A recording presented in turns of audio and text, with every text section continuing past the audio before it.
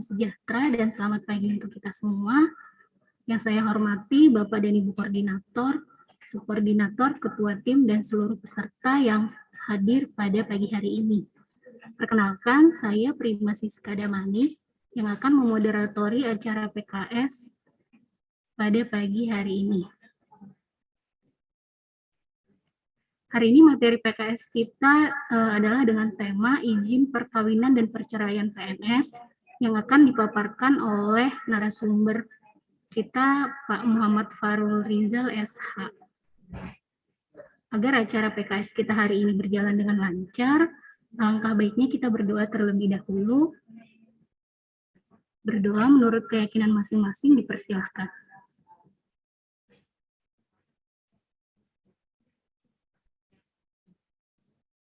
Berdoa selesai. Baiklah, untuk mempersingkat waktu, langsung saja kita mulai acara PKS pagi hari ini. Dan nantinya kepada Bapak Ibu dan rekan-rekan yang ingin bertanya dapat menyampaikan pertanyaan melalui kolom chat ataupun raise hand terlebih dahulu dan menyampaikan pertanyaannya secara langsung. Kemudian untuk Bapak Farul, dipersilahkan untuk menyampaikan paparannya, Pak. Oke. Baik, terima kasih Mbak Prima. Waktunya berapa lama Mbak Prima?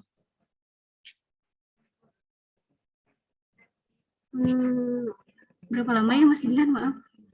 Izin Pak, dipersilahkan menyesuaikan Bapak. Cuman maksimal sebelum sholat Jumat ya Pak ya. Baik, saya coba 45 menit dulu gitu ya. Dan kita sambil diskusi interaktif begitu ya Mbak Prima. Mas Jihan, ya, share screen sendiri saja. Oke, sudah kelihatan belum? Sudah Pak. Sudah ya. Oke, sebentar. Sudah Pak.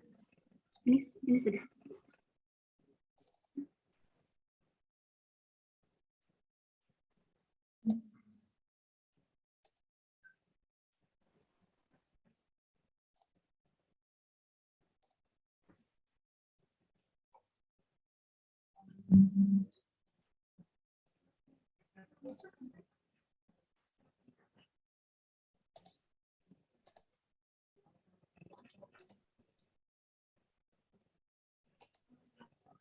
Ya, baik. Saya slideshow.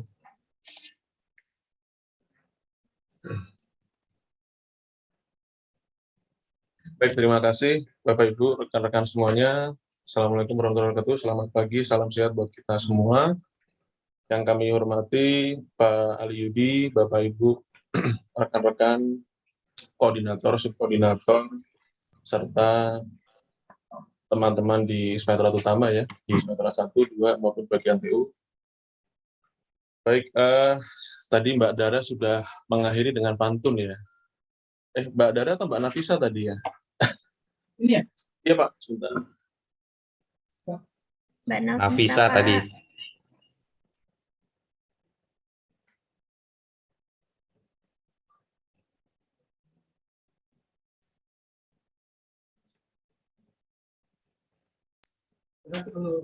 Ya, baik. Mohon maaf tadi diskusi sebentar dengan Pak Hans.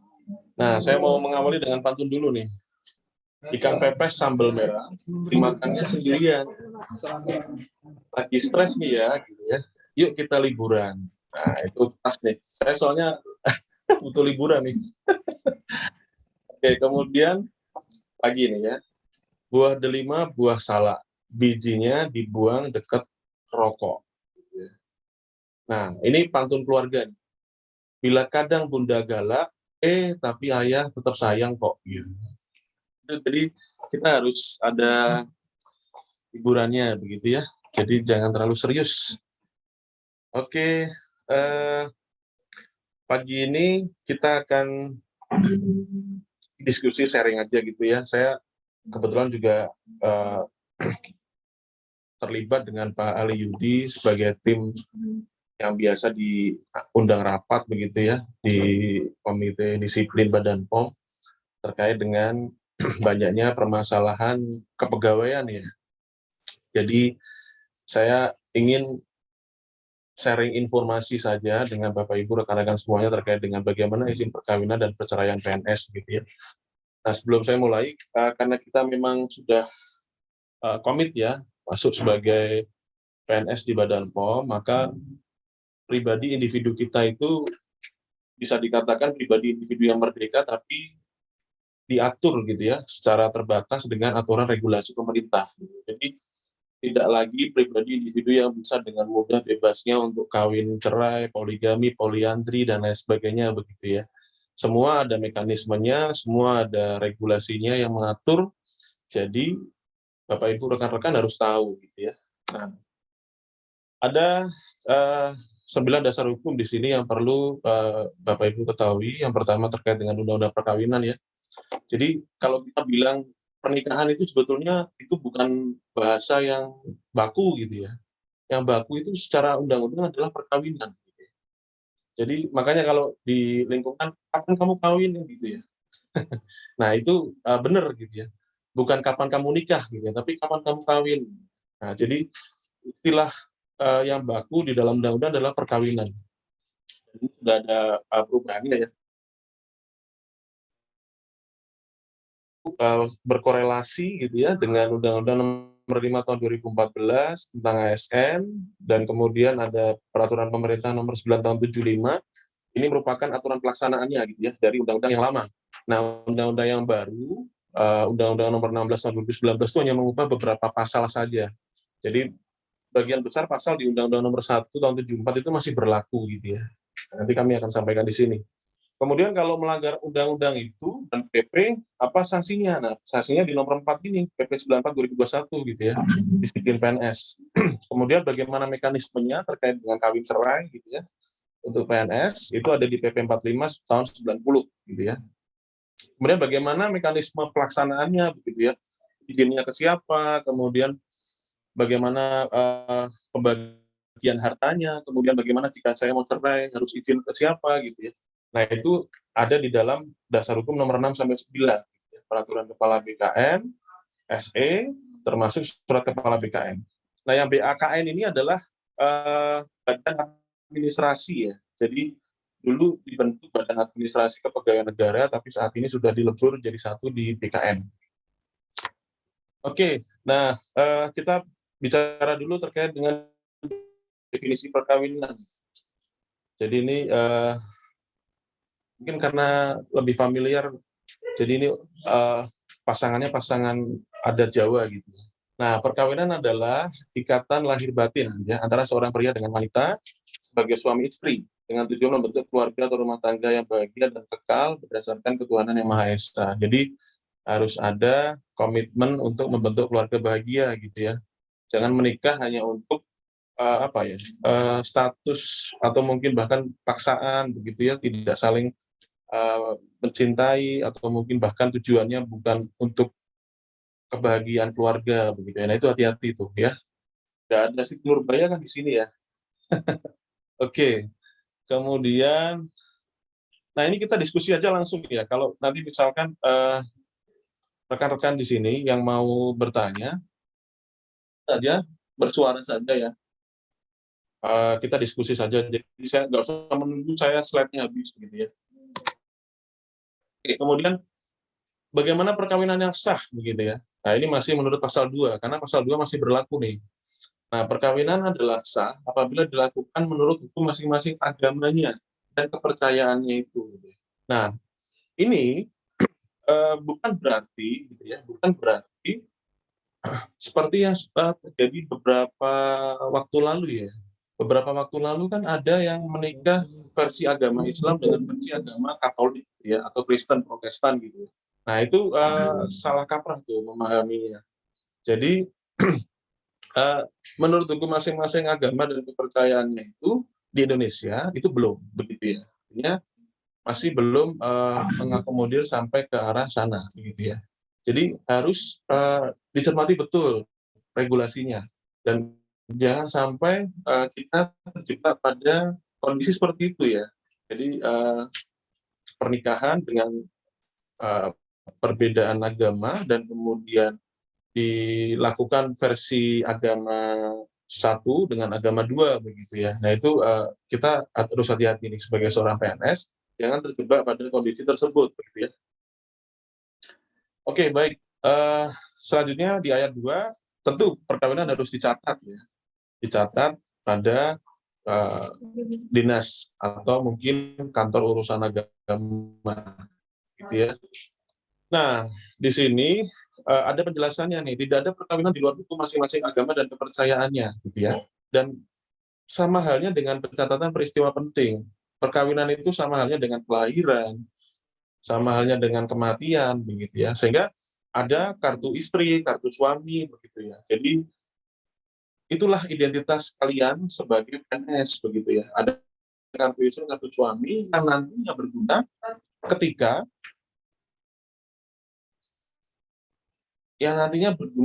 ketika salah satu pasangannya itu mengajukan pensiun atau mohon maaf salah satu pasangannya meninggal gitu ya. Jadi untuk mengajukan klaim terkait dengan pensiunnya adalah dari situ dengan karis atau karsunya. Nah, sepanjang perkawinan dilakukan menurut agama dan kepercayaannya, maka perkawinan itu sah gitu ya. Dan tentu harus dicatatkan. Nah, yang dicatatkan ini itu catatan perkawinan sah, tapi kalau perkawinan yang belum sah itu berarti ya tidak perlu untuk dicatatkan. Gitu. Artinya begini, pencatatan perkawinan itu tidak termasuk syarat yang menentukan sah atau tidaknya perkawinan, tapi bukti administrasinya, gitu ya. Jadi secara agama itu sudah sah, gitu ya. Tapi secara administrasi kalian sebagai seorang PNS harus tercatat, begitu ya. Idealnya kalian masuk sebagai pegawai di Badan POM kan mendapatkan SK, begitu ya. Nah itu kan tercatat, ada di aplikasi gaji, ada di aplikasi kepegawaian, ya. Nah itu tercatat. Nah kemudian kita lihat bahwa perkawinan itu yang dicatatkan itu harus terlebih dahulu ada perkawinannya, gitu. Jadi baru dicatatkan. Bukan sebaliknya nih, catat dulu gitu ya, baru kawin. Nah itu kebalik gitu ya. Jadi bukan catat dulu baru kawin, tapi kawin dulu baru catat. Jadi sudah sah, kabul gitu ya, versi yang agama Islam begitu ya, kemudian baru dicatatkan. Nah, jika yang disuruh dicatatkan itu adalah perkawinan yang telah sah, maka pencatatan perkawinan itu tidak termasuk syarat yang menentukan sah atau tidaknya suatu perkawinan, gitu ya. Kemudian, nah kita lihat di PP 10 tahun 83, ya, PP 10 tahun 83, kalau kita lihat ini ada perkawinan PNS, perceraian PNS, gitu ya. Kemudian, sebentar, saya izin off cam saja ya, takut sinyalnya agak tidak bagus ini. Oke, ya. Jadi di PP 10 tahun 83, junto PP 45 tahun 90 itu mengatur ada perkawinan, perceraian, PNS pria yang mau poligami gitu ya. Nah ini nanti yang mau poligami harus lapor dulu nih ke Pak Yudi, ke saya gitu ya. Kemudian, nah berbanding terbalik dengan PNS wanita. Nah PNS wanita itu nggak boleh menjadi istri kedua dan seterusnya gitu ya. Nah, nanti ada prosedur bagaimana pemberian dan penolakan pemberian gaji PNS yang hidup bersama dan sanksi gitu ya. Akan cermati nanti bersama. Oke, nah dasar pokok pikiran dari PP tadi terkait dengan izin kawin cerai itu adalah asas monogami gitu ya. Monogami itu satu orang yang berpasangan dengan satu orang. Gitu. Nah, beristri lebih dari seorang dan perceraian itu harus dihindarkan gitu ya. Jadi tadi tujuannya kan membentuk keluarga yang bahagia dan kekal ketuhanan yang Maha Esa kan begitu ya, dapat dilakukan. Nah, kalau mau poligami ya mau cerai ya bisa dilakukan, tapi dalam keadaan yang sangat terpaksa. Ya. Karena tentu agama kan tentu melarang ya adanya perceraian itu. Jadi tujuan utama perkawinan adalah untuk bahagia sehingga ya sebisa mungkin jangan sampai terjadi kondisi perceraian. Nah, kembali lagi, Bapak Ibu rekan-rekan ya. Jadi PNS itu harus jadi teladan yang baik bagi masyarakat ya, apalagi kita di Inspektorat Utama ya. jangan sampai ada kasus kepegawaian terkait dengan kawin cerai ya. Kalau mau kawin cerai, ada problem, gitu ya, selesaikan secara baik-baik dulu. Kita gunakan fasilitasi mediasi dari pengadilan, gitu ya. Kan ada tuh fasilitas mediasi ya dari pengadilan. Nah, gunakan mediasi itu, gunakan psikolog, gitu ya. Artinya kita harus sama-sama saling terbuka, gitu ya.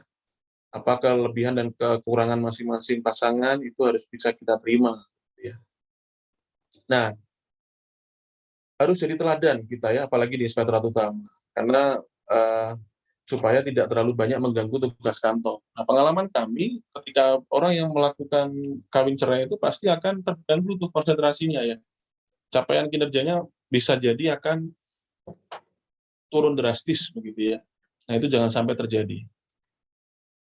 Nah, ini aturannya nih. Kalau mau kawin gitu ya, PNS yang melangsungkan perkawinan gitu ya, wajib memberitahukan selambat-lambatnya 1 tahun setelah perkawinan itu dilangsungkan, termasuk duda atau janda. Jadi kalau melangsungkan perkawinan ya, itu harus diinfokan paling lambat 1 tahun setelah perkawinan itu dilangsungkan. Gitu ya. Nah, contoh kemarin nih Mas Nathan gitu ya, Mas Nathan sudah melangsungkan perkawinan, sudah ada undangan gitu ya sebelumnya, dan itu sudah ada informasi yang izin yang sudah diberikan oleh atasan. Nah, tinggal bagaimana mengurus administrasi di Badan POM. Ya. Dalam hal ini sebagai PNS adalah karis atau karsunya, begitu ya. Nah, perceraian nih sekarang. PNS yang melakukan perceraian itu wajib memperoleh izin, gitu ya. Jadi jangan sampai ketika mau cerai, gitu ya, ya amit-amit dalik ya. Ketika mau cerai itu nggak izin, gitu ya. Atau bahkan mungkin cerai dulu baru izin. Nah, itu jangan, gitu ya. Jadi ketika sudah merasa tidak cocok nih gitu ya, sudah mediasi nggak cocok, sudah ke psikolog nggak cocok gitu ya, itu jangan lantas tidak izin begitu ya, harus izin sampaikan ke atasan gitu ya, sampaikan ke atasan kondisi problem keluarganya begitu ya, bukan berarti ini kita bicara tentang menyebarkan aib, tidak, artinya kita itu kan punya metode CMT ya.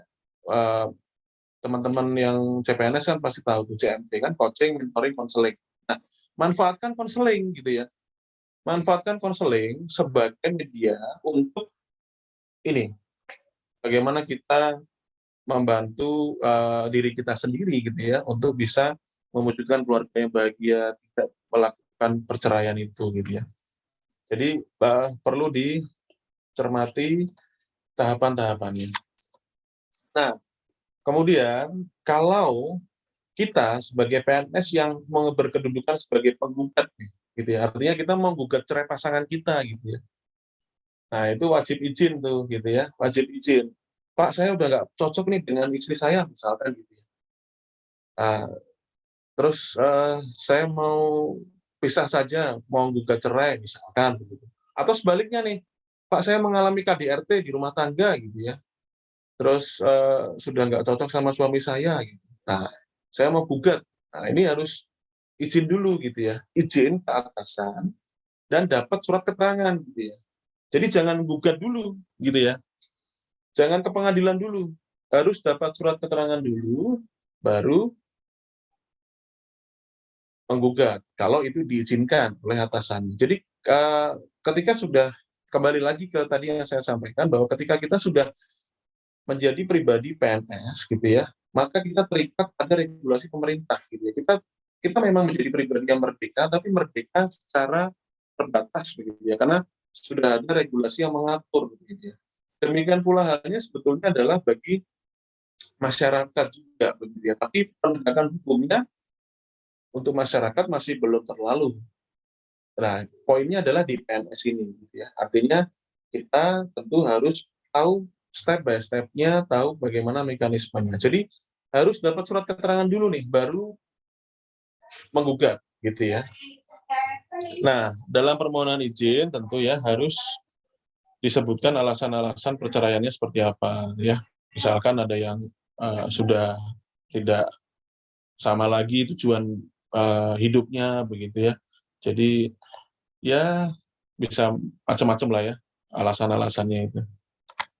Oke, kemudian nah ini studi kasus nih. Ini studi kasus ya. Jadi ada Bu Ledi gitu ya. Nanti silakan yang bisa jawab silakan. Bu Ledi ini PNS di Pemprov DKI, 3 tahun lalu hubungan dengan suami Pak Leri itu sudah nggak bagus gitu ya. Dan mereka sudah pisah gitu. Nah ini kan sayang nih, sudah pisah gitu ya. Nah sudah meninggalkan rumah sejak tahun 2017 gitu ya. Sudah 5 tahun yang lalu sudah pisah gitu ya. Statusnya nggak cerai gitu ya. Tidak ada kabar dari suaminya. Gitu. Nah suaminya entah kemana gitu ya. Nah terus kemudian awal Juni 2021 Bu Ledi mendapat panggilan dari pengadilan agama gitu ya. Relas gitu ya. Nah, panggilan dari pengadilan agama untuk cerai dengan Pak Leri gitu ya. Nah, Pak Lerinya mungkin udah dapat, kalau sekarang istilahnya apa, Will gitu ya, wanita idaman lain. Nah, itu yang apa namanya, perlu bagaimana gitu ya mekanismenya. Nah, Bu Ledi belum melaporkan nih, Bu Ledi padahal dia PNS kan ya. Belum lapor rencana perceraiannya kepada atasannya, namun dia sudah dipanggil pengadilan untuk sidang perceraian. Nah, apa yang harus dilakukan oleh Bu Ledi? Ada yang bisa jawab? Rekan-rekan semuanya?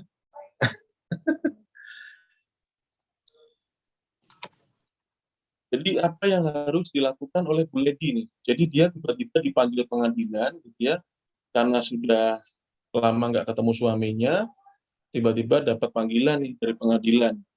Panggilan untuk sidang cerai gitu ya. Jadi Bu Ledi harus melaporkan pada atasannya dan mengurus surat keterangan tadi ya yang saya sampaikan. Jadi baik dia sebagai penggugat maupun sebagai tergugat gitu ya, itu dia harus lapor ke atasannya gitu ya. Laporlah ke Pak Yudi atau ke Pak Hans gitu ya, atau kalau sungkan bisa ke saya dulu gitu ya, untuk mudah-mudahan di kita nggak ada lah ya. Jadi untuk mengurus surat keterangan melakukan perceraian itu gitu ya. Jadi jangan sampai kita nggak lapor, baru lapor setelah hadir di sidang perdananya gitu ya. Nah, kemudian yang harus dilakukan Bu Ledi adalah minta ditunda tuh sidang perceraiannya sampai mendapatkan surat keterangan ya. Jadi kalian sebagai seorang PNS itu juga jangan terlalu polos gitu ya. Artinya ketika dipanggil oleh pengadilan, dipanggil oleh misalkan oleh kepolisian begitu ya, jangan terlalu polos atau kalau bahasa Jawanya adalah bloko suto gitu ya. Jangan terlalu polos untuk hadir untuk menyampaikan dokumen begitu ya, atau mungkin hadir untuk memenuhi panggilan gitu. Jadi kalian minta ditunda tuh sidangnya gitu ya, sampai mendapatkan surat keterangan untuk melakukan perceraian gitu ya. Nah, sampai berapa lama gitu ya? Nah, sampai berapa lamanya tentu ya sesuai dengan kondisi di masing-masing unit ya, di masing-masing instansi gitu ya. Jadi minta ditunda sidang perceraiannya ke pengadilan, sampaikan surat secara resmi begitu ya, secara tertulis dari kalian masing-masing. Tapi mudah-mudahan jangan sampai lah ya. Oke. Nah, ini PNS hanya dapat melakukan perceraian apabila ada alasan yang sah, yaitu salah satu atau lebih alasan sebagai tersebut. Yang pertama, salah satu pihak zina, gitu ya. Zina artinya adalah hidup bersama. Hidup bersama artinya adalah dia melakukan hubungan suami istri dengan orang yang bukan suami atau bukan istrinya, begitu ya. Kemudian pasangannya jadi pemabuk, penjudi, nggak bisa disembuhkan, sulit begitu ya. Nah, kemudian salah satu pihak meninggalkan pihak lain. Nah, tadi seperti Bu Ledi tadi, gitu ya. Jadi ditinggal Pak Leri suaminya kan, berturut-turut tanpa izin, tanpa alasan yang sah. Nah itu ya amit-amit mudah-mudahan tidak terjadi lah ya di kita. Kemudian salah satu pihak mendapatkan hukuman penjara 5 tahun, misalkan nih kena kasus korupsi misalkan ya, entah kasus korupsi suap atau kasus korupsi gratifikasi dan lain sebagainya gitu ya. Ya hukumannya bisa lebih berat dan terus-menerus setelah perkawinan berlangsung. Ini kejadian waktu kasus Gayus Tambunan. Ingat nggak Gayus Tambunan? ASN, PNS di Kementerian Keuangan, di Dirjen Pajak kan? Itu Gayus Tambunan itu, dia pada akhirnya digugat cerai oleh istrinya gitu ya. Karena ya walaupun dia bisa keluar lapas gitu ya, nonton tenis di mana tuh waktu itu ya, di Bali atau di mana gitu ya. Tapi ya karena dia mendapatkan hukuman yang sudah berkekuatan hukum tetap gitu ya selama lebih dari 5 tahun bahkan, dan maka ya itu tadi digugat cerai, dan Yus pun juga cerai gitu kan akhirnya oleh dengan istrinya gitu ya. Nah, kemudian yang nomor 5 nih, salah satu pihak melakukan kekejaman atau penganiayaan berat. Nah, ini KDRT ya. Jadi yang masih jomblo-jomblo nih gitu ya, hati-hati dalam memilih pasangan gitu ya. Kemudian jangan terbuai dengan janji manisnya gitu. Nah, ini kayak nolok aja nih. Jadi hati-hatilah gitu ya. Kita harus bisa saling mengenal satu sama lain dengan sangat baik begitu ya.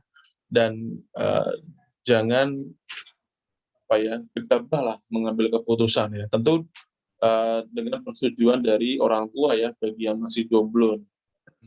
Oke, kemudian antara suami istri terus-menerus berselisih, ya bertengkar, tidak ada harapan untuk hidup dalam rumah tangga perkawinannya yang sah, gitu ya.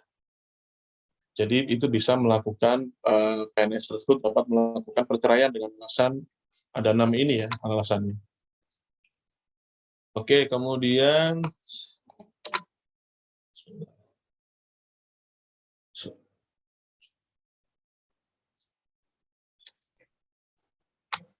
ya. Nah, kemudian alasan bercerai karena istri mendapat cacat badan atau penyakit. Nah, ini sambungan yang tadi nih, ya.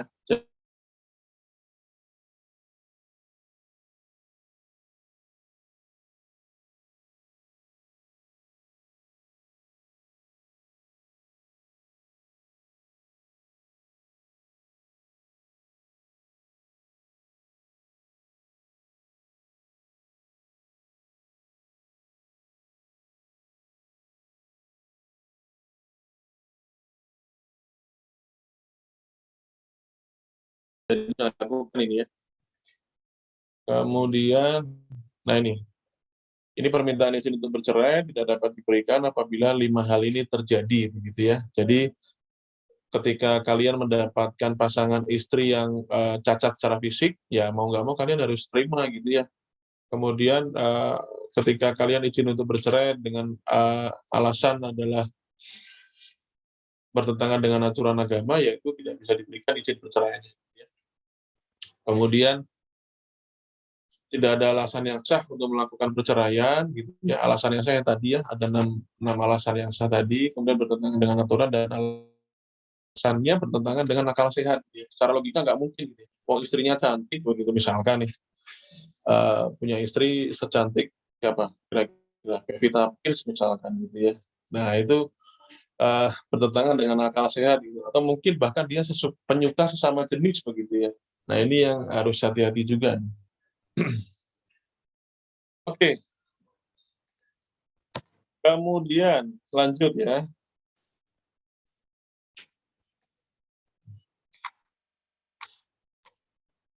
Nah ini sama sih ya. Tadi kemudian, nah persyaratannya nih, persyaratan ketika kalian harus minta izin seperti apa gitu ya. Yang pertama harus tertulis gitu ya. Jadi nggak bisa izin by WA gitu ya. Pak mau izin saya mau cerai gitu ya. By WA tuh misalkan. Ini suami saya sudah KDRT mukulin saya terus gitu misalkan gitu ya. Nah itu nggak bisa gitu ya. Jadi ketika kalian mau minta izin itu harus tertulis gitu ya. Kemudian ada alasannya gitu ya. Kemudian disertai bukti-buktinya. Misalkan nih kalian menjadi ya ini mohon maaf ya, nggak terjadi lah gitu ya. Misalkan ada yang menjadi korban KDRT misalkan ya. Kemudian bengkak tuh tangannya misalkan dipukul kayu misalkan ya. Nah, dipukul kayu kalian harus punya bukti hasil visum gitu ya. Kalian harus punya bukti laporan ke polisi gitu ya. Nah, itu bukti-buktinya gitu ya. Artinya ada bukti-bukti yang secara sah dan itu dikeluarkan oleh lembaga yang berwenang gitu ya. hasil visum, laporan polisi, begitu. Itu kan secara sah dikeluarkan oleh lembaga yang berwenang, ya. Kemudian tugas pejabatnya apa gitu ya? Nah, tugas pejabatnya, tugas atasannya adalah ya tadi itu akan memanggil suami dan istrinya gitu ya, memanggil gitu ya. Artinya kita berusaha untuk melakukan tadi ya konseling tadi, mendamaikan dulu nih di tingkat instansi begitu ya sebelum ke pengadilan gitu ya. Karena kalau sudah ke pengadilan, pengadilan pun juga akan melakukan tahapan mediasi jika gitu ya kedua belah pihak sepakat untuk dimediasi gitu ya. Kemudian mendamaikan gitu ya. Itu khusus untuk perceraian kalau memang sudah berselisih gitu ya. Kemudian memberikan nasihat gitu ya. Memberikan nasihat bahwa perceraian itu dilarang oleh agama, bertentangan dengan ajaran agama gitu ya. Kemudian bagaimana misalkan nih dengan anak-anaknya ketika mereka sudah punya anak begitu ya. Ya itu harus disampaikan gitu ya. Kita harus mengingatkan kembali kepada mereka agar itu tadi bagaimana mereka bisa kembali lagi rujuk gitu ya untuk membentuk keluarga yang bahagia. Nah, keputusannya adalah bisa ditolak pemberian izinnya atau bahkan mungkin bisa diberikan izin begitu ya. Kemudian yang ketiga, ada secara tertulisnya gitu ya. Ada surat keputusan pejabat yang berwenang ya. Dalam hal ini adalah bisa jadi adalah pejabat pembina kepegawaiannya ya. Dalam hal ini bisa Kepala Badan POM yang didelegasikan kepada eselon 1-nya atau bahkan didelegasikan kepada eselon 2-nya. Nah, bagaimana perceraian yang sah nih, gitu ya? Ada larangan, ada aturannya, begitu ya. Ada aturannya perceraian yang sah itu adalah yang dapat dilakukan di depan sidang pengadilan, gitu ya. Dan setelah pengadilan berusaha untuk mendamaikan ya melalui mediasi, gitu ya. Tapi tidak berhasil memediasi. Jadi ada tahapan mediasi di dalam sidang pengadilan itu. Nah, kalau tadi di level katakanlah di level instansi begitu ya, itu atasannya berusaha untuk memanggil suami dan istrinya, mendamaikan, kalau sudah tidak bisa ya sudah di pengadilan gitu ya. Di pengadilan dimediasi lagi tuh, gitu kan. Oke, jadi nah ini capek deh gitu kan. Oke. Nah, ini ada kasus lagi nih. Saya suka ada studi kasus, jadi yang tahu silahkan langsung bersuara saja ya. Nah, Cindy itu PNS Pemprov DKI gitu ya, dengan status lajang, belum menikah gitu ya. Nah, suatu hari gitu ya, Cindy ini dekat jatuh cinta sama PNS di Pemprov DKI gitu ya, bernama Vian. Vian ternyata gitu ya, itu sudah menikah dengan seorang istri gitu ya. Jadi ini mau dijadikan istri kedua gitu ya, Cindy ini. Nah, ini dan memiliki satu anak gitu ya. Nah, ini akan tetapi hubungan Vian dan istrinya sudah nggak harmonis gitu ya. Jadi mereka berdua sudah pisah gitu ya, tidak serumah, tapi belum cerai gitu kan. Artinya Vian dan istrinya ini masih sah gitu kan sebagai suami istri gitu ya. Nah, kemudian Vian itu sedang ngurus izin cerainya nih gitu ya. Vian dan Cindy melangsungkan pernikahan siri. Nah, pada akhirnya menikah siri nih Vian sama Cindy pada bulan Juni 2020 gitu ya. Nah, Vian janji gitu ya akan mengurus perceraian secepatnya. Ini kayak film Layangan Putus ya. Kalau kalian tahu film Layangan Putus gitu ya, kan kurang lebih konsepnya seperti inilah ya. Nah, ini nanti ini nggak disinggung ya bulan madunya ke Kapadokia gitu ya. Jadi ini mungkin bulan madunya di Bali aja. Nah, bagaimana Vian dan Cindy gitu ya. Cindy yang seorang PNS ini bagaimana nih? Apa yang harus Cindy lakukan kan gitu ya? Apakah tindakan Cindy menikah dengan Vian itu sudah sesuai dengan aturan? Nah, itu yang pertama. Kemudian, apakah Cindy dan atau Vian dapat dijatuhi hukuman disiplin? Ketentuan apa yang dilanggar oleh Cindy atau Vian? Nah, silakan. Ada yang mau jawab? Saya kasih coklat silver queen, warna pink. Kalau ada yang mau jawab. Jadi tindakan Cindy menikah dengan Vian, gitu ya, ini sesuai dengan aturan apa enggak? Gitu ya. Kemudian Cindy dan atau Vian-nya apakah dapat dijatuhi hukuman disiplin? Gitu ya. Nah, Cindy-nya seorang PNS. Gitu ya. Oke, nggak ada. Oke. Nah, di sini nih, pasal 4 ya, jawabannya di pasal 4. PNS pria yang akan beristri lebih dari seorang wajib memperoleh izin lebih dahulu dari pejabatnya, begitu ya. Nah, PNS wanita itu tidak diizinkan menjadi istri kedua, ketiga, dan keempat, gitu ya. Alasannya apa? Mungkin ada yang bilang nggak adil, gitu kan ya. Kalau ada yang bilang nggak adil, mungkin ya karena tadi alasannya adalah pemerintah sudah menetapkan bahwa asas monogami, begitu ya. Asas monogami dan sebisa mungkin kita menghindari perceraian dan sebisa mungkin kita berpasangan dengan ya satu orang berpasangan dengan satu orang beda jenis, begitu ya, bukan sama jenis nih, ya. Jadi ya tadi alasannya itu karena konsepnya pemerintah mengaturnya demikian, ya.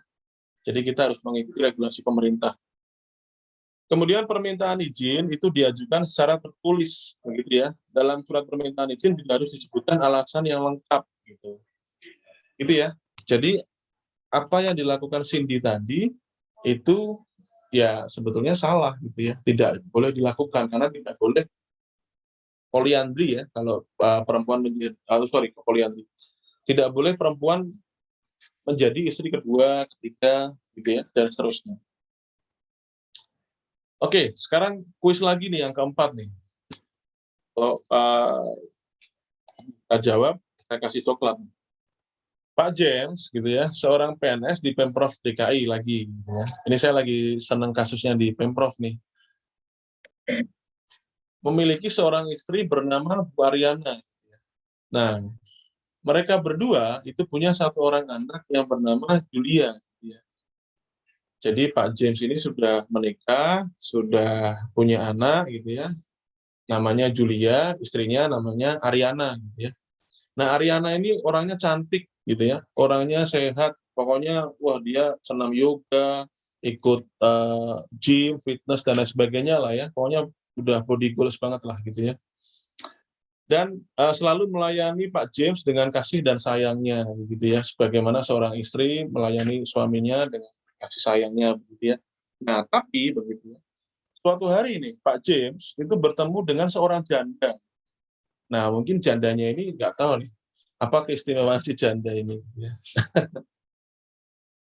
Namanya Bella, gitu kan. Punya 2 orang anak, gitu ya. Anaknya udah banyak. Gitu. Nah, oke, jadi ini sudah istrinya cantik, udah body goals banget, begitu ya. Kok ya ketemu sama janda, gitu kan. Namanya Bella, punya 2 orang anak. Nah, ini ada ceritanya nih. Seiring berjalannya waktu, gitu ya, Pak James jatuh cinta dan ingin menikahi Bella. Nah, ini kan, nah, kenapa nih gitu? Ini saya pernah diskusi sama Pak Ali Yudi nih terkait hal ini nih. Karena ingin mensejahterakan janda miskin dan anaknya, gitu ya. Nah, ini alasan yang mulia atau mulia dalam tanda kutip, gitu ya. Ini harus ditelisik, gitu ya. Harus ini apa namanya? Dilihat lagi nih. Nah, kemudian gitu ya, Pak James menyampaikan tuh maksudnya mau menikahi Bella, gitu ya. Izin ke istrinya, ke Ariana. Bu, saya mau menikah lagi, gitu ya. Nah, kemudian direspon, oh silakan Pak, nggak keberatan. Wah, itu surga sudah di Bu Ariana itu, gitu ya. Jadi kalau mau mendapatkan surga yang murah, gitu ya, mengizinkan suaminya menikah lagi. Nah, itu kata salah satu inilah ya, seseorang, gitu ya. Nah, kembali ke sini kasusnya. Akhirnya pada bulan Juni 2021 Pak James dengan Bella itu menikah, kawin lah ya gitu. Nah, Pak James itu belum memberitahukan ke kolega atau atasannya tentang pernikahannya itu, gitu ya. Dan inginnya memberitahukan setelah pandemi corona berakhir, gitu ya. Jadi dia nikahnya nikah prokes lah ya. Jadi dia nggak ngundang banyak orang, dia hanya terbatas gitu ya. Nah, pertanyaannya nih, apakah tindakan Pak James menikahi Bella itu sesuai aturan atau enggak gitu ya? Kemudian jika nggak sesuai, ketentuan apa yang dilanggar Pak James gitu ya. Nah, Pak James itu dia seorang PNS gitu ya. Tapi dia poligami gitu ya. Oke, jawabannya ada yang mau jawab? Silakan. Ya, izin Pak Fikri, Pak. Oke, silakan Mas Fikri. Ini tadi Mbak Sarah juga. Oke, dan nanti saya kasih kesempatan. Mas Fikri, Ya, silakan Mas.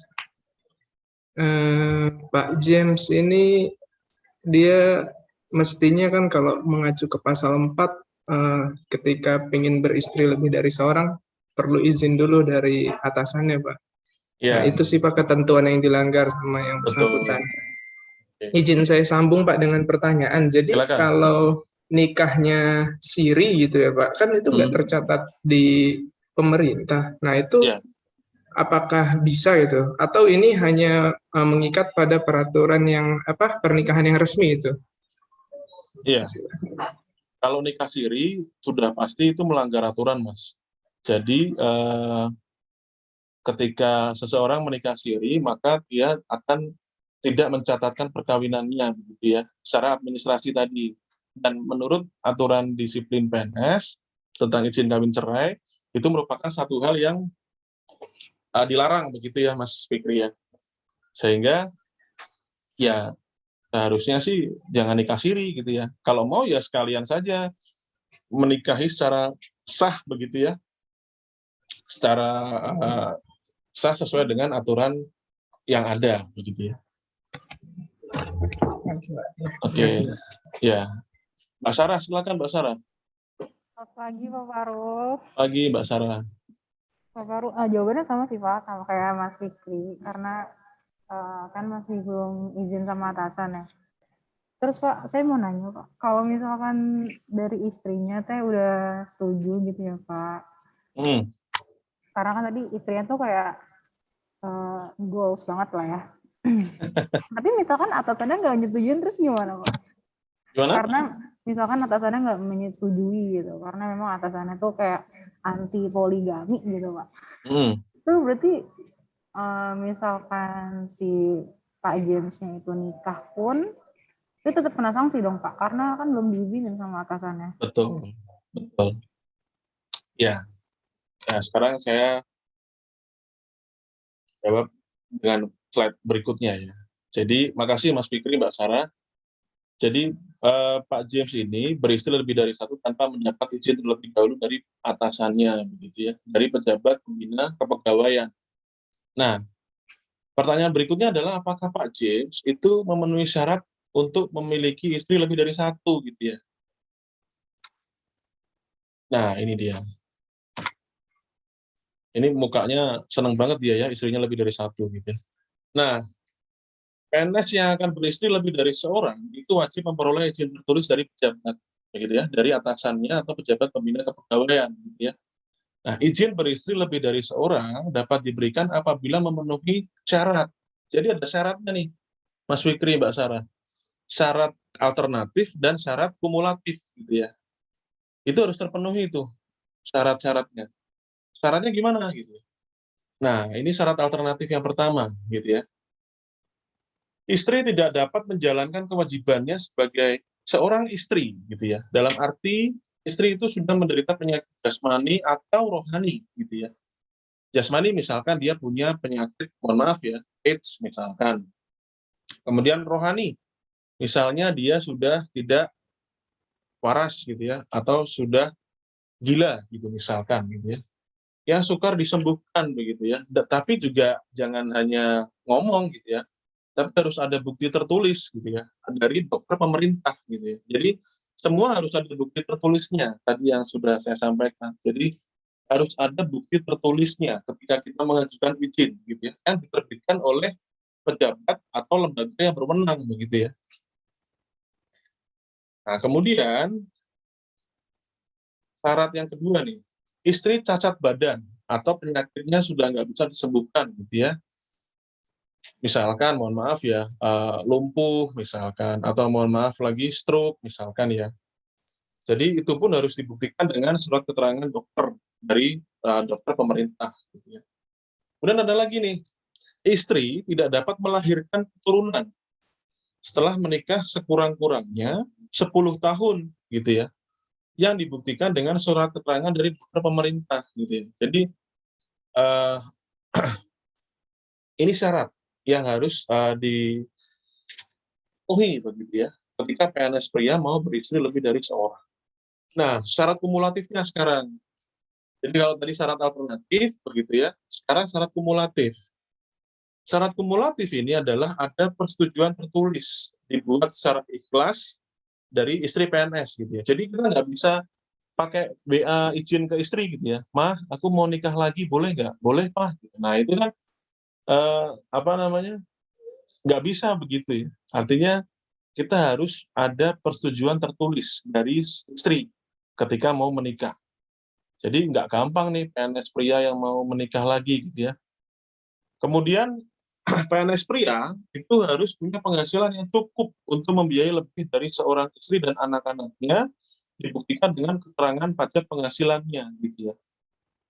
Jadi ada bukti tertulisnya semua. Jadi tidak asal-asalan aja nih kalau mau nikah ya.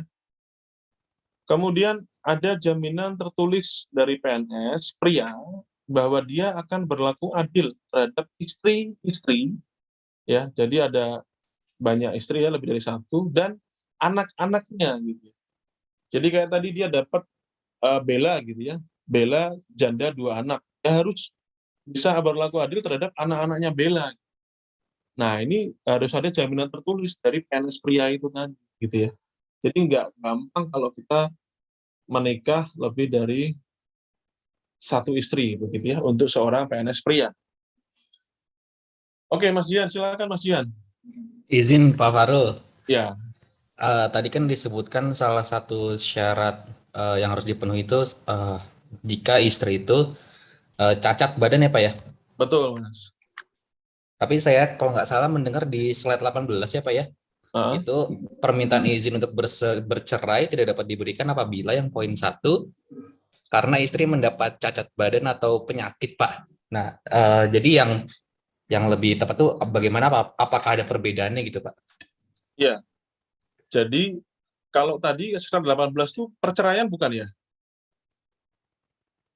Perceraian kan ya?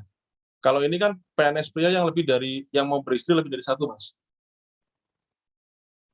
Jadi yang tadi yang slide Oh iya 18 betul Pak. tadi itu untuk yang kasus perceraian begitu ya Mas Jihan ya.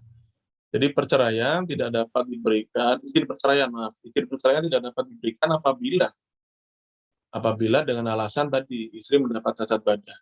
Nah, kalau ini PNS pria yang mau beristri lebih dari seorang harus memenuhi sekurang-kurangnya satu syarat alternatif gitu ya, sekurang-kurangnya satu syarat dan 3 syarat kumulatif. Artinya sekurang-kurangnya satu syarat itu terpenuhi dan 3 syarat kumulatifnya juga terpenuhi gitu ya. Jadi ada perbedaan kondisi ya Mas Jihan ya, ketika bercerai izinnya tidak dapat diberikan gitu ya. Tapi kalau mau nikah lagi nih gitu ya, mau nikah lagi dengan alasan ini boleh gitu ya. Salah satu alasannya. Syarat alternatif ya. Iya Pak. Ya, Izin bertanya lagi Pak. ya silakan Mas. Tadi salah satu syarat cerai juga kan jika ada alasan itu bertentangan dengan ajaran agama ya. Ya, betul. Semisal ada suami istri gitu Pak, terus Hmm, somehow gitu salah satu pasangan itu mendapat ilham yang lain gitu akhirnya memutuskan pindah agama gitu ya Pak ya. Nah oke. kan dalam hukum Islam kalau nggak salah kan nggak boleh ya menikah dengan beda agama gitu Pak. Nah Mhm. terus akhirnya tidak bisa bercerai karena alasan itu ya Pak ya. Iya, itu tadi di slide berapa tadi ya Mas ya? Sama Pak 18 Pak. 18 ya. Iya. Jadi sebentar saya buka slide-nya dulu ya Mas.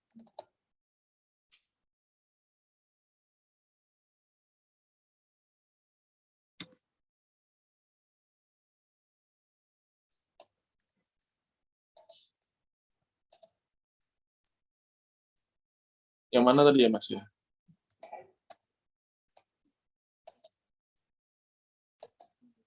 Ini ya Mas ya,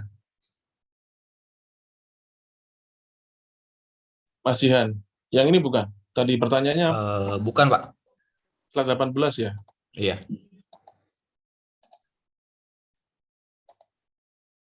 Nah, itu, Pak. Oke, nah ini. Jadi permintaan izin untuk bercerai itu tidak dapat diberikan apabila alasannya bertentangan dengan ajaran atau peraturan agama yang dianut PNS tersebut. Nah ini biasanya begini Mas, pertanyaan yang Mas Jian sampaikan tadi itu biasanya dari tim pejabat pembina kepegawaian akan minta masukan dari pakar atau ahli di bidang agama tersebut, gitu Mas. Jadi pejabat ini tidak bisa memutuskan secara sepihak begitu ya Mas. Jadi dia harus mendengarkan masukan atau bahkan mungkin kalau perlu meminta masukan begitu ya dari pakar atau ahli di bidang agamanya tersebut. Apakah dengan kondisi yang tadi Mas Jihan sampaikan itu bertentangan dengan ajaran atau peraturan agama tidak gitu ya. Itu pun pakar atau ahli agama di agamanya tersebut harus menunjukkan ya katakanlah semacam apa ya dalil ya atau hadis atau ayat sucinya di dalam kitab masing-masing apakah memang itu bertentangan dengan ajaran atau tidak gitu ya. Karena kan kita Indonesia ya itu kan kaya akan suku bangsa, kaya akan budaya dan agama begitu ya. Jadi harus hati-hati juga dalam melihat satu kondisi katakanlah perceraian atau perkawinan begitu ya yang tadi Mas Jian sampaikan dalam mengambil keputusan terhadap kondisi tersebut kita harus hati-hati sehingga kita sebaiknya begitu ya atau bahkan diperlukan minta masukan untuk mendengarkan pakar di bidang ahli agamanya masing-masing tersebut. Ketika misalkan pindah agama gitu ya, ya maka kita lihat lagi regulasinya gitu ya. Artinya kalau dia minta izin untuk bercerai karena misalkan salah satu pasangannya pindah agama begitu ya, ya tentu kalau memang di agama Islam itu dilarang misalnya begitu ya, artinya tentu yang bisa menjawab adalah dilarang atau tidaknya perkawinan beda agama kan kita sudah tahu bagaimana agama mengatur begitu ya di Islam. Ya ketika dia sudah beda agama, maka ya nggak bisa dilanjutkan lagi begitu ya. Artinya permintaan izin untuk bercerai itu tidak dapat diberikan apabila bertentangan dengan ajaran atau peraturan agama yang dianut PNS tersebut. Gitu ya. Kalau ajarannya misalkan nih Mas Dihan tidak boleh menikah dengan orang yang beda agama gitu ya. Ajarannya itu gitu kan. Nah karena bertentangan dengan ajaran agama ya maka nggak izin untuk bercerai tidak dapat diberikan. Itu ya Mas Dihan ya. Oh ya, baik Pak. Terima kasih Pak Farul. Ya.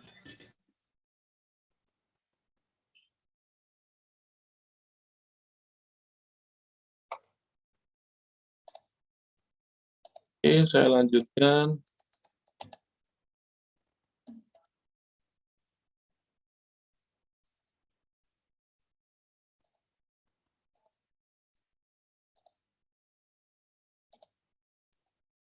Nah, sekarang permintaan izin untuk beristri lebih dari seorang dapat disetujui apabila gitu ya, tidak bertentangan dengan ajaran agama, gitu ya.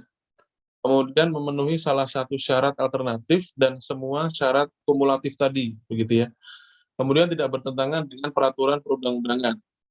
Kemudian alasan yang dikemukakan untuk beristri lebih dari seorang itu tidak bertentangan dengan akal sehatnya. Itu bisa disetujui.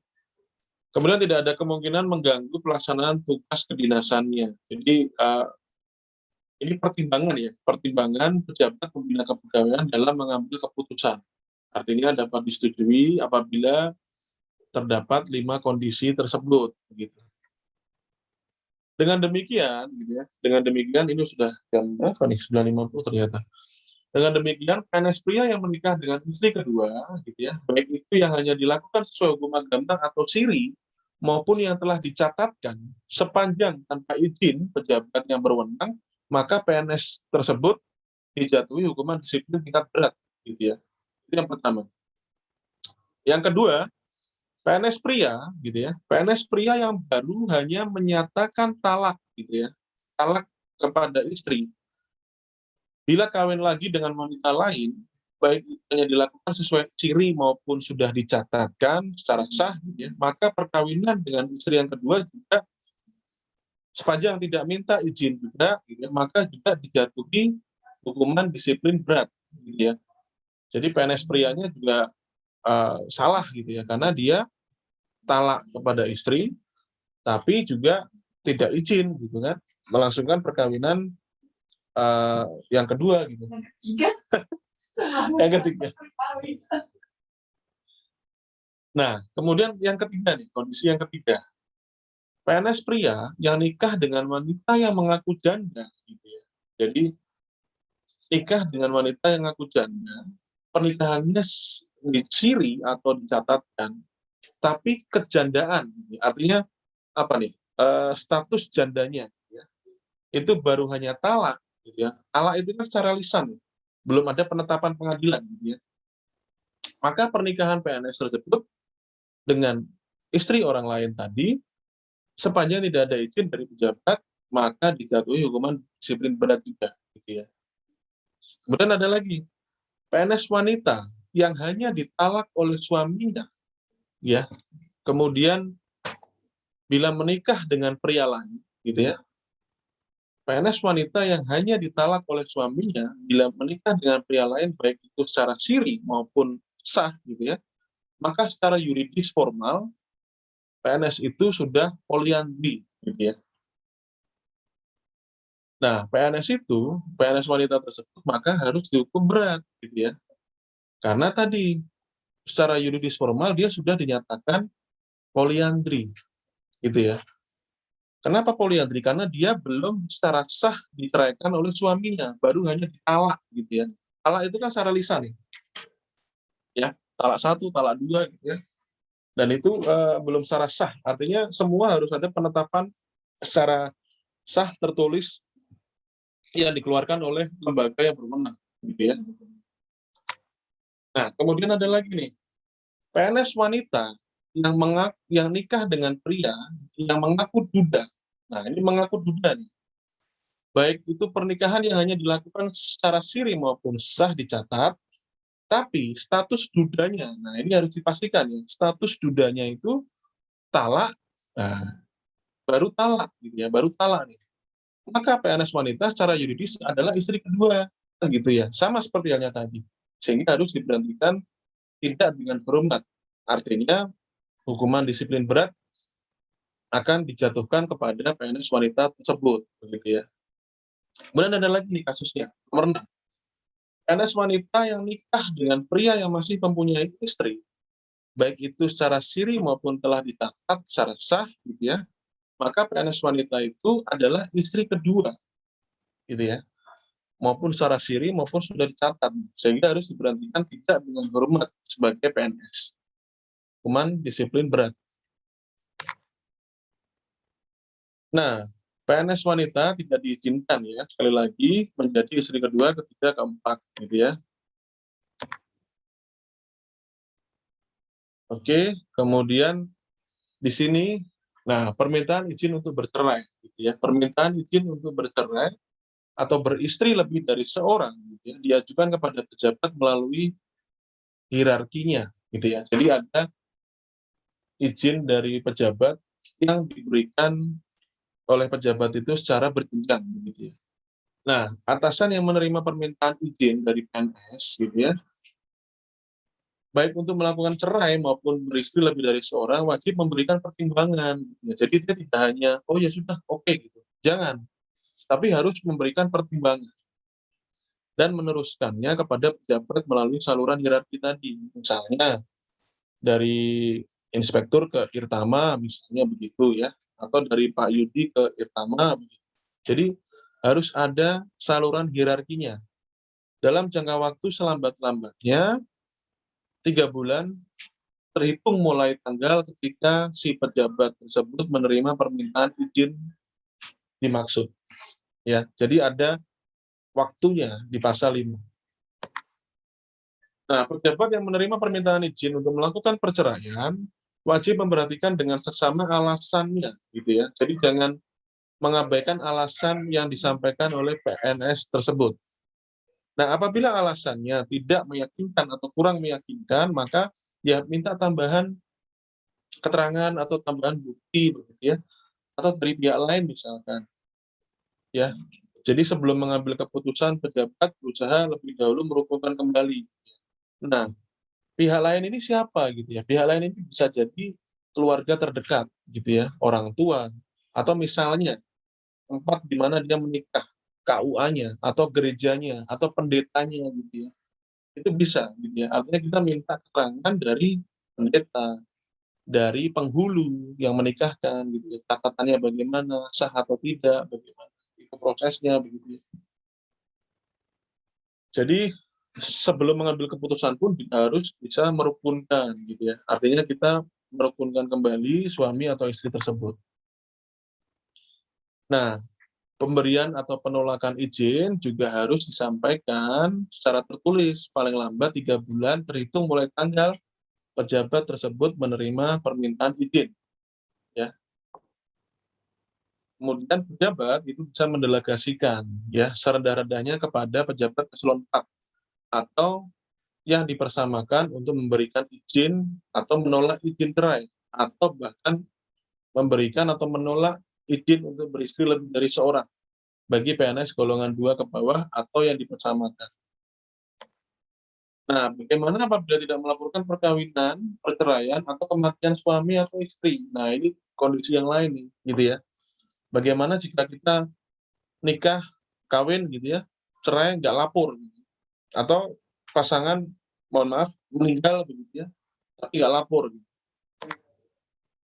Nah, ini ada hukumannya, gitu ya. Jadi di samping kita terikat pada regulasi terkait dengan perkawinan, perceraian, ya kita ketika melanggar regulasi tersebut, maka kita juga harus siap menerima sanksi. Nah, sanksinya ada hukuman disiplin dan ada tuntutan ganti rugi, gitu ya. Nah, hukuman disiplin adalah tadi ya, hukuman disiplin tingkat berat. Kalau untuk tuntutan ganti rugi adalah ketika dia tidak melaporkan suami atau istrinya yang mohon maaf ya, sudah meninggal, sehingga tunjangan istri atau tunjangan suami itu terus berjalan, begitu ya, tunjangan untuk istri atau suami begitu ya, terus berjalan 3 bulan, ya, bahkan sampai setahun misalkan tidak lapor, maka dia harus mengembalikan kerugian itu, gitu ya, mengembalikan besaran rupiah tunjangan istri atau suami yang telah mohon maaf meninggal, gitu ya. Jadi ini harus diperhatikan oleh Bapak Ibu rekan-rekan semuanya, gitu ya. Sanksinya berat Bapak Ibu. Kalau kita melihat di dalam PP 94 tahun 2021 ya, tentang disiplin PNS, ketika kita melanggar izin cerai, izin kawin dan cerai gitu ya, di dalam PP 10 tahun 83, diperbarui, diubah dengan PP 45 tahun 90 gitu ya, maka bisa dijatuhi hukuman disiplin berat berdasarkan peraturan pemerintah nomor 94 tahun 2021. Nah, dijatuhi hukuman disiplin berat berdasarkan ketentuan apabila tidak memberitahukan perkawinan pertama dalam jangka waktu 1 tahun setelah perkawinan tadi, gitu ya. Yang kedua, yang pertama tadi itu, yang kedua cerai tanpa izin atau surat keterangan dari pejabat. Jadi cerai tanpa surat keterangan resmi tertulis. Begitu. Kemudian beristri lebih dari seorang tanpa izin pejabat. Hidup bersama tanpa ikatan perkawinan yang sah. Kemudian tidak melaporkan perceraian dalam jangka waktu selambat-lambatnya 1 bulan setelah perceraian. Kemudian tidak melaporkan perkawinan kedua, 3, keempat, bahkan mungkin ya, dalam jangka waktu selambat-lambatnya 1 tahun setelah perkawinan. Jadi pada prinsipnya, kita dalam kawin atau cerai, itu harus izin dulu, lapor dulu gitu ya. Jangan melakukan tindakan hukum, tindakan perdata, atau tindakan privat secara individu, tanpa persetujuan, tanpa meminta izin dari pejabat. Nah, itu harus Bapak Ibu rekan-rekan ketahui gitu ya. Karena tadi PNS wanita ketika dia melanggar itu gitu ya, maka ya tadi dapat dijatuhi hukuman disiplin pemberhentian dengan hormat tidak atas permintaan sendiri sebagai PNS. Ini untuk PNS wanita ya. Lewat nih. Oke, ini ada kuis lagi nih. Pak Nino gitu ya, itu punya istri, Pak Nino PNS nih ya, punya istri bernama Rani ya, dan punya anak 2 orang bernama Tia dan Tio gitu ya. Nah, suatu hari Pak Nino itu digugat cerai oleh istrinya gitu ya, karena terjadi pertengkaran yang terus-menerus dan tidak dapat diselesaikan. Sehingga akhirnya Pak Nino bercerai dengan Bu Rani, gitu ya. Dengan kesepakatan nih. Nah, ini anak laki-lakinya yang bernama Tio itu tinggal bersama Pak Nino. Sedangkan anak perempuannya yang bernama Tia tinggal bersama Bu Rani, kan gitu ya. Nah, sang istri yang Bu Rani ini dia minta pendapatan ya, minta penghasilan dari Pak Nino yang seorang PNS itu sejumlah setengah gajinya, gitu ya, setengah gaji dan TKD-nya, tunjangan kinerjanya, dengan alasan untuk biaya kehidupannya Tia dan uang sekolahnya Tia, gitu ya. Nah, pertanyaannya, apakah permintaan sang istri mengenai pembagian pendapatan itu wajib dilakukan oleh Pak Nino, gitu ya? Apakah jumlah tersebut sudah tepat, begitu ya? Nah, Anda bisa jawab. Jadi memang ketika kita melakukan perceraian gitu ya, seorang PNS melakukan perceraian itu akan ada konsekuensi hukum terhadap pembagian pendapatan begitu ya. Apa konsekuensinya? Yaitu pembagian gaji. Apabila perceraian terjadi atas kehendak PNS si pria gitu ya, maka PNS pria ini wajib menyerahkan sebagian gajinya untuk penghidupan bekas istri dan anak-anaknya gitu ya. Pembagian gajinya bagaimana? Nah, sepertiga dari pendapatan PNS pria, gitu ya. Sepertiga untuk bekas istrinya, untuk Bu Rani tadi, gitu ya, dan sepertiga untuk anak-anaknya, Tia dan Tio, gitu ya. Jadi sepertiga nih, sepertiga untuk suami, sepertiga untuk istri, bekas istri ya, kemudian sepertiga untuk anak-anak, gitu ya. Nah, apabila dari perkawinan tidak ada anak, maka gaji dibagi 2 langsung, gitu ya. Gaji dibagi 2 langsung antara PNS tersebut dengan bekas istri. Gitu ya. Jadi misalkan gaji dengan buktinya misalkan nih dalam 1 bulan 10 juta misalkan. Ya sudah, kalau nggak punya anak maka dibagi 2 gitu ya, antara PNS tersebut dengan bekas istrinya. Nah, ada ketentuan lain. Pembagian gaji kepada bekas istri itu tidak diberikan apabila perceraian terjadi karena istri berzina. Gitu ya. Dan atau melakukan kekejaman KDRT lah gitu ya, secara lahir maupun batin terhadap suami atau pemabuk gitu ya, meninggalkan suami selama 2 tahun berturut-turut tanpa izin suami.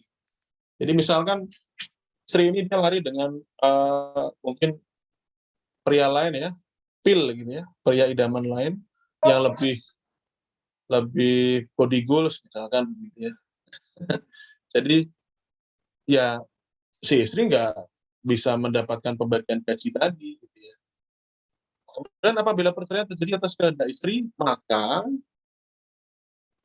dia tidak berhak atas bagian penghasilan dari bekas suaminya karena kehendak istrinya sendiri gitu ya, bukan kehendak suami. Nah, ini harus dicermati gitu ya. Apakah itu kehendak suaminya atau kehendak istrinya gitu ya. Kalau kehendak suami, ya maka harus dibagi tadi. Kalau dia punya anak sepertiga-sepertiga ya dengan istri dan dia sendiri. Kemudian kalau dia nggak punya anak ya sudah bagi 2. Nah, ini kuis 6 nih. Kuis 6 itu ada, nah ini ada pertanyaan dari Pak Irman. Dari gaji pokok atau tunjangan? Dari keduanya Pak Irman. Jadi dari gaji pokok dan juga dari tunjangan. Keduanya dihitung Pak Irman. Oke, lanjut ya. Kuis 6 nih. Pak Zul, gitu ya. Pak Zul memiliki istri bernama Bu Nur. Gitu ya. Nah, pada tahun 2018, Pak Zul ini menggugat cerai Bu Nur, gitu ya. Karena terjadi pertengkaran yang terus-menerus, gitu ya. Dan belum memiliki anak dari perkawinannya, gitu ya.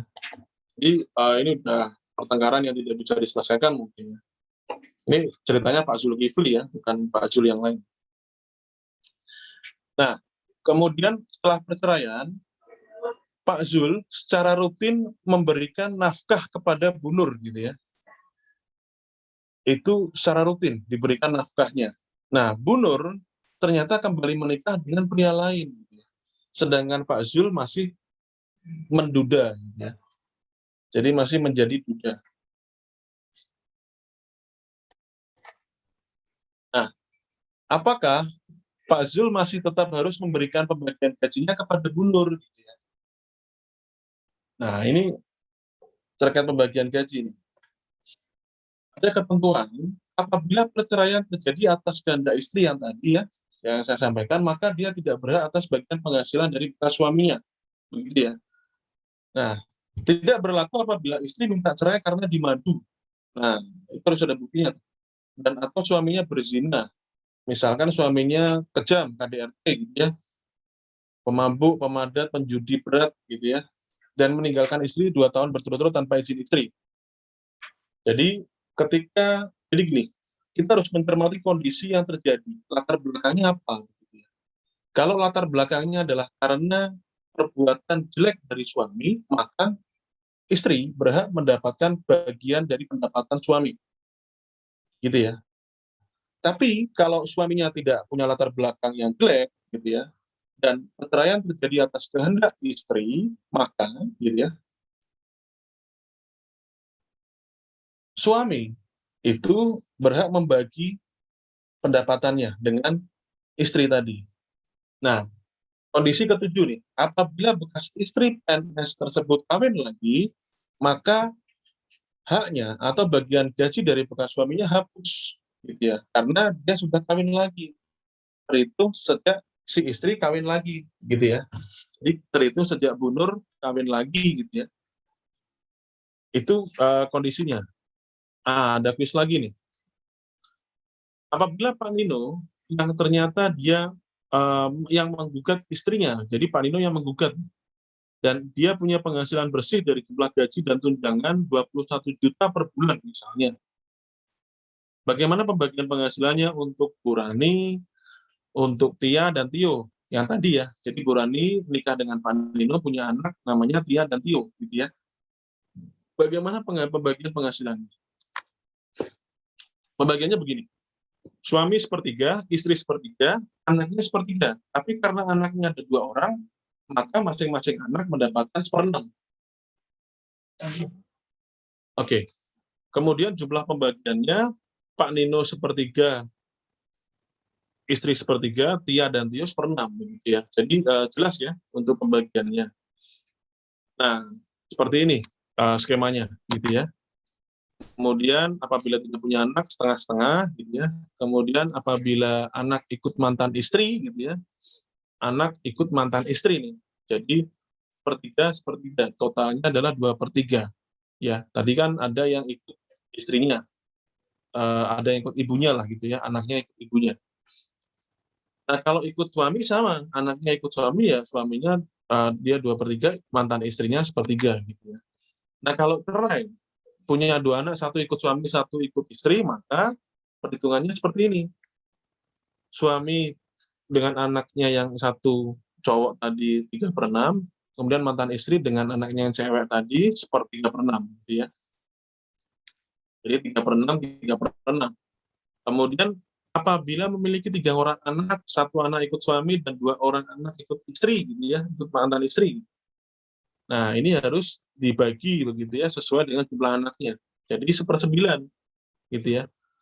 1/9 diberikan kepada suaminya. Nah, 2/9-nya diberikan kepada mantan istri. Begitu ya. Kemudian apabila cerai, anaknya ikut mantan istri, kemudian mantan istrinya nikah lagi, ya. Mantan istrinya udah nggak dapat lagi nih, gitu ya. Kan tadi udah nikah nih. Anak yang ikut mantan istri yang menikah tetap dapat anaknya ya, tapi kalau mantan istrinya tidak dapat, gitu ya. Kemudian bagaimana jika perceraian, anak ikut mantan istri, kemudian suami menikah lagi. Anak ikut mantan istri, suaminya menikah lagi. Sama halnya, suaminya kan PNS nih. Tetap suaminya sepertiga, anaknya 1 orang dengan mantan istrinya 2/3 gitu ya. Nggak masalah kalau yang suaminya yang menikah.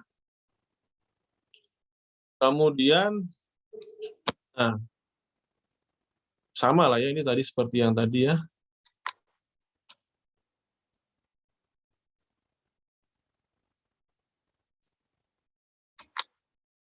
Nah, ini tadi sudah ya, atas bagian bekas istri tidak diberikan ya, apabila istrinya terbukti berzina. Artinya ada kondisi yang melatar belakangi istri itu ternyata dia melakukan perbuatan yang jelek, ya, sudah berzina, kemudian KDRT terhadap suaminya. Oke, kemudian ini sama halnya ya tadi, apabila perkawinan gitu ya, jadi gini, perceraian yang terjadi atas kehendak bersama. Nah, ini terjadi atas kehendak bersama ya. Maka perkawinan tidak menghasilkan, apabila perkawinan tidak menghasilkan anak, maka pembagian gajinya berdasarkan kesepakatan bersama. Nah, ini harus tertulis nih, ya. Jadi nggak terikat aturan yang sepertiga tadi. Nah, dengan tidak mengurangi ketentuan di atas, apabila semua anak mengikuti bekas istri, maka sepertiga gaji untuk anak akan diterimakan pada istri, gitu ya. Mohon maaf, jadi ternyata mengikuti ketentuan sepertiga gaji untuk anak dan diterimakan pada istri, gitu ya. Tetap mengikuti ketentuan yang sepertiga. Apabila sebagian anak mengikuti PNS dan sebagian mengikuti bekas istri, maka sepertiga gaji tadi dibagi dengan jumlah anak tadi ya. Kalau 2 anak dia masing-masing bisa 1/6 gitu ya, atau 3 anak 1/9 gitu ya.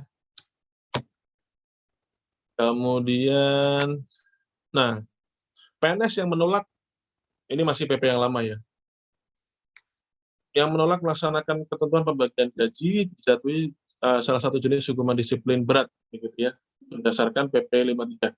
Kalau di PP 94 juga sama. Nah, ini ada kuis lagi. Kuisnya banyak sekali.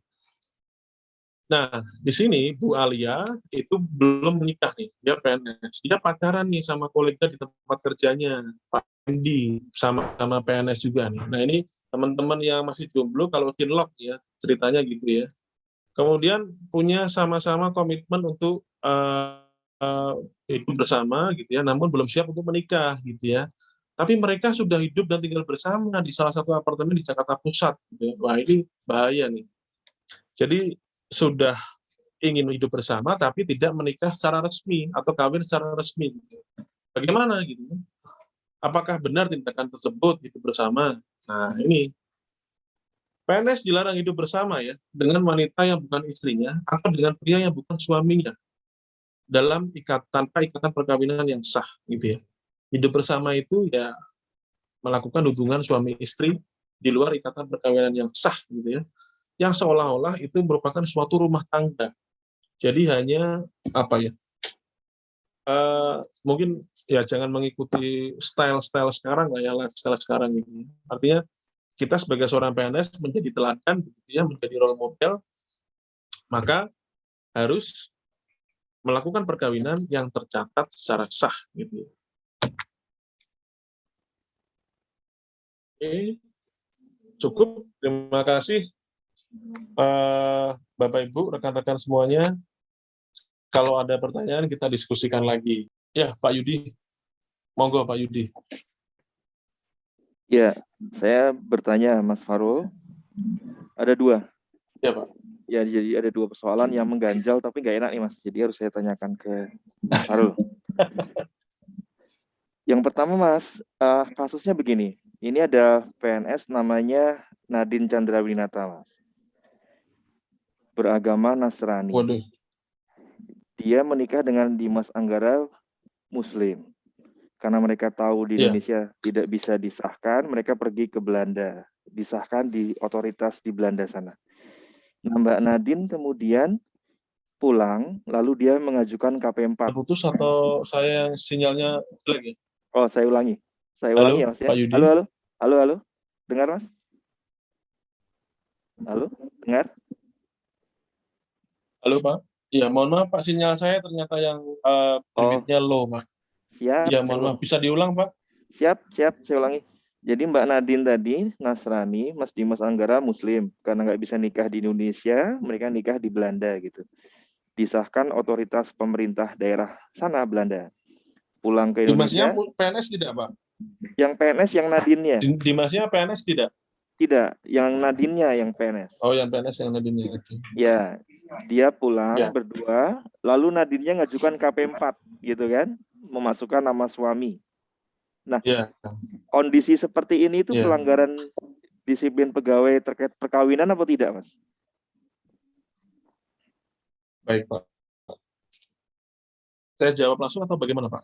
Iya, jawab langsung, Mas. Nanti hal mengganjal kedua saya sampaikan lagi. Baik. Iya, Pak. Jadi apa yang dilakukan Nadine dengan Dimas, ini kebetulan model-model semua nih ya, Nadine dengan Dimas. Nah, ketika dia melangsungkan pernikahan di Belanda ya Pak, tadi ya Pak ya, dan itu tanpa izin pejabat yang berwenang ya, kemudian dia ajukan KP4 ya, maka itu termasuk dalam kategori pelanggaran terhadap disiplin PNS gitu ya, yang bisa dijatuhkan kepada Nadine begitu Pak. Karena tadi yang pertama dia menikah di Belanda, artinya dia tidak menikah secara sah dan mencatatkannya secara sah di Indonesia, begitu Pak, itu yang pertama. Yang kedua, dia tidak izin kepada pejabatnya, begitu ya. Itu yang kedua. Jadi si Nadine ini tidak dapat mengajukan KP4 untuk status pernikahannya tersebut, dan si Nadine ini dijatuhi hukuman disiplin, begitu Pak. Demikian Pak Yudi. Siap. Satu lagi, Mas, tadi yang kedua. Siapa? Jadi ini PNS-nya namanya Karina. PNS ya. Karina. Oke, suaminya namanya Vicky Prasetyo, bukan PNS. Kemarin habis ditinju sama Aska itu. Iya, kemarin baru teman-teman. Oke, nah si Vicky ini mentalak Mas, memang di luar ini kan. Tadi sebelum Mas Falu sudah jelaskan, cuma saya tanya lagi deh. Mentalak Karina talak 1. Ya. Berarti kan tidak dicatatkan ke pengadilan sipil ya. Betul Pak. Di kemudian hari temannya sekantor mengetahui kalau Karina ini sudah cerai dan talak 1, tapi bukan di pengadilan sipil, pengadilan agama. Nah, si Karina ini posisinya kan dia ditalak sebetulnya. Itu akan mendapatkan hukuman disiplin atau tidak? Kemudian untuk mencegah, misalkan dia ditalak, ini pertanyaan pertama. Pertanyaan keduanya, setelah dia ditalak, pertanyaan keduanya, apa yang harus dia lakukan? Melapor ke atasannya kah atau bagaimana? Gitu Mas, makasih. Baik Pak, izin saya jawab langsung. Jadi Karina, kalau pertanyaannya apakah dihukum karena dia ditalak ya Pak ya oleh suaminya. Nah ini kondisinya bagaimana Pak? Saya belum mendapatkan kondisi Karina ini, dia apakah dia dengan teman sekantornya tadi menikah atau tidak, begitu ya Pak ya, atau selingkuh begitu, mohon maaf gitu ya, atau bagaimana itu Pak? Yang teman sekantor tadi tahu Karina ditalak, kemudian melaporkanlah ke pimpinan unit gitu ya, teman sekantornya itu. Seperti kejadian kita di satu balai lah, ada kejadian. Iya, baik Pak. Apakah Karinanya dihukum atau tidak, begitu ya Pak ya? Siap. Nah, untuk itu, karena ini talak ya Pak ya, talak itu kan masih sifatnya talaknya dari suami, yaitu Vicky tadi. Karena masih talak secara lisan, ya harusnya Karina itu tidak dihukum. Nah, langkahnya adalah pejabat yang berwenang atau atasannya dari Karina tadi memanggil si Karina dengan si Vicky, dipanggil, ditanya, diminta keterangannya, bukti-buktinya, alasannya apa, keterangannya seperti apa, diskusikan, dirukunkan, begitu ya. Jadi kalau pertanyaannya apakah Karina dijatuhi hukuman disiplin, menurut saya, mohon izin Pak Yudi, tidak, gitu ya, karena masih sebatas talak, artinya secara lisan, gitu ya, belum sampai pada tahapan sidang di pengadilan agama, misalkan untuk perceraian dan lain sebagainya. Nah, namun perlu diperhatikan apakah Karina ketika ditalak oleh suaminya, itu lapor tidak? Nah, itu harus diperhatikan, Pak Yudi. Apakah Karina ketika dia ditalak oleh Vicky, itu dia sudah lapor belum kepada atasannya, gitu ya? Itu harus dilaporkan. Kalau itu tidak dilaporkan, maka harus diberikan pembinaan, gitu ya. Harus diberikan pembinaan terhadap suami istri ini, Karina dengan Vicky. Jadi jangan sampai sang gladiator ini Vicky gladiator. Nah, jangan sampai Karina ini menjadi korban dari Vicky juga, gitu ya, dan juga Karina harus lapor, gitu ya, sehingga atasannya punya kewajiban untuk memanggil keduanya dan mencoba untuk merukunkan, begitu ya, meminta keterangan, mencoba merukunkan supaya rujuk kembali. Tergantung talaknya ya tentu ya Pak ya. Jadi poinnya adalah karena talak ini belum penetapan pengadilan, jadi Karina harus lapor, gitu ya. Kalau Karina lapor dia tidak akan dihukum, tapi kalau Karina nggak lapor, maka ya tentu prosesnya akan semakin panjang. Untuk saya ya, yakin pasti akan begitu, semakin panjang, dan bisa jadi dia akan dikenai hukuman disiplin karena tidak lapor ketika tadi misalkan ada panggilan sidang, dia datang tanpa meminta penundaan sidang, misalkan begitu ya. Itu yang pertama Pak Yudi. Kemudian kalau setelah ditalak bagaimana gitu ya? Setelah ditalak ya maka tadi pejabatnya, atasan dari Karina harus memanggil keduanya, mencoba merukunkan, mencoba mendamaikan dengan meminta keterangan gitu ya, dan mencoba konseling juga begitu ya Pak Yudi.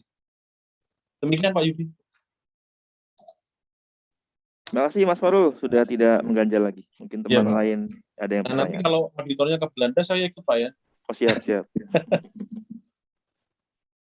Oke, baik. Terima kasih Pak Yudi. Apakah Ada ada lagi? lagi yang ingin bertanya, Bapak Ibu Ya, Mbak rekan Prima, sekalian? silakan. Ya mohon maaf tadi saya terlempar dari Zoom Pak. Oke. Ada lagi pertanyaan dari Bapak Ibu rekan-rekan sekalian? Ada lagi?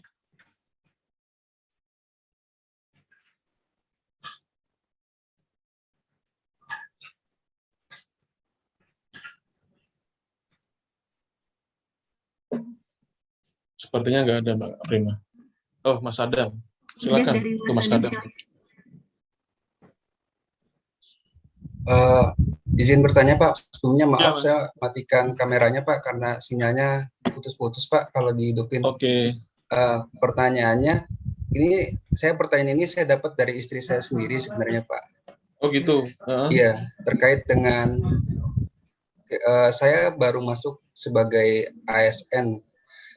Sebelumnya saya di swasta. Sementara di swasta itu kan sama sekali tidak ada peraturan atau aturan terkait dengan pernikahan atau perceraian. Yang saya temui hanya ada di ASN PNS aja nih Pak. Itu filosofi dasarnya kenapa ya Pak ya? Kenapa PNS itu sampai diatur ke perkawinan sampai perceraiannya? Sementara itu sebenarnya masuk ke ranah personal gitu Pak. Mohon penjelasannya Pak. Iya Mas. Nah ini harusnya yang lebih kompeten menjawab Menkumham saat itu ya Mas, yang menyusun kajian naskah akademisnya itu. Atau Menko Polhukamnya gitu ya. Yang bisa menjelaskan seperti halnya kenapa nama Pak Harto tidak masuk ke dalam Kepres 1 Maret begitu ya. Nah ini tapi saya akan coba menjawab Mas Adam, filosofinya begitu ya. Filosofinya adalah sebetulnya pemerintah itu ingin menertibkan begitu ya, menertibkan PNS dengan, kan kita punya kode etik ya Mas ya, kita merupakan pelayan pemerintah lah ya, pelayan masyarakat gitu ya. Jadi kita abdi aparatur sipil negara lah ya, abdi negara yang memang kita ditugaskan untuk memberikan layanan kepada masyarakat begitu ya, dan kita menjadi teladan atau role model begitu ya di dalam kita bekerja, bermasyarakat, berbangsa dan bernegara, sehingga ya mau tidak mau begitu ya, kita terikat pada kebijakan-kebijakan regulasi yang diatur oleh pemerintah begitu ya. Ketika kita tidak mau diatur, maka ya dipersilakan untuk keluar begitu ya dari jabatan kita sebagai aparatur sipil negara begitu ya. Seperti halnya kebijakan IKN gitu ya. ada yang nggak mau pindah gitu ya. Kalau nggak mau pindah ikan, silakan keluar gitu kan. Itu kan kata Pak Menpan RB kemarin ya, Pak Cahyo.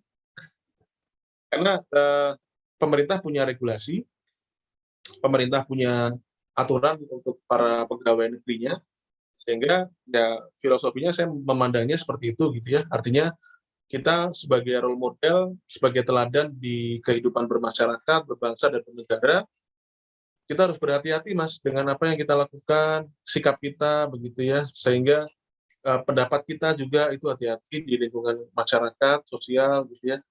Karena sebagai seorang PNS tentu kita harus bukan harus ya, tentu kita akan dilihat gitu ya. Tentu kita akan dilihat oleh masyarakat, oh ternyata PNS seperti ini gitu ya. Artinya begini, tingkah laku kita, sikap kita, komunikasi kita, perbuatan kita itu merupakan representasi dari pemerintah. Itulah filosofinya seperti itu. Artinya pemerintah ingin membangun image gitu ya. Pemerintah ingin membangun branding yang bagus gitu ya. Sehingga jangan sampai tingkah laku kita jelek ya Mas Adam. Jadi jangan sampai representasi ini dirusak hanya oleh satu atau dua orang pegawai gitu ya. Jadi representasinya inilah yang akan dilihat begitu ya. Itu yang pertama. Yang kedua adalah karena asas monogami tadi. Asas monogami yaitu satu orang berpasangan dengan satu orang ya, tentu dengan berlawanan jenisnya, beda jenis, sehingga tadi tujuannya adalah membentuk kehidupan yang bahagia ya, berketuhanan Tuhan Yang Maha Esa. Seperti itu Mas Adam. Semoga bisa menjawab. Ya, terima kasih Pak. Jawabannya nanti saya coba sampaikan ke istri saya. Ya. Tapi istri bahagia kan Mas Adam selama ini? Alhamdulillah Pak, belum ada Ya, alhamdulillah. tanda. Ya, harus bahagia Mas. Jadi Mas Adam juga bisa work-life balance ya. Jadi weekend aja lah jalan keluarga gitu kan ya, enjoy gitu. Oke, ada lagi? Mbak Prima, silakan Mbak Prima, saya kembalikan ke Mbak Prima. Ya, apakah ada lagi yang ingin bertanya?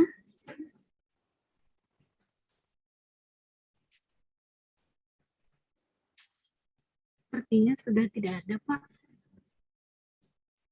Ya.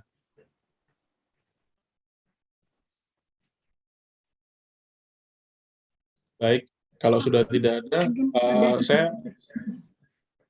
saya pamitan dulu ya Mbak Prima. Terima kasih Bapak Ibu, rekan-rekan semuanya atas kehadirannya ya, yang sudah hadir di Zoom ini. Saya mohon maaf jika ada salah kata maupun perbuatan. Wassalamualaikum warahmatullahi wabarakatuh. Saya kembalikan ke Mbak Prima. Baik Pak, terima kasih. Jika sudah tidak ada lagi yang ingin bertanya, mungkin kita tutup saja acara PKS pada pagi hari ini. Dan terima kasih kepada Pak Farul yang telah memberikan materi dan diskusinya juga sepertinya sudah banyak ya Pak. Terima kasih. Kemudian kepada Mas Jihan, silakan untuk mengambil dokumentasi terlebih dahulu Mas. Baik, terima kasih Mbak Prima. Mohon izin Bapak dan Ibu hadirin sekalian untuk dapat mengaktifkan fitur kameranya agar dapat saya dokumentasikan.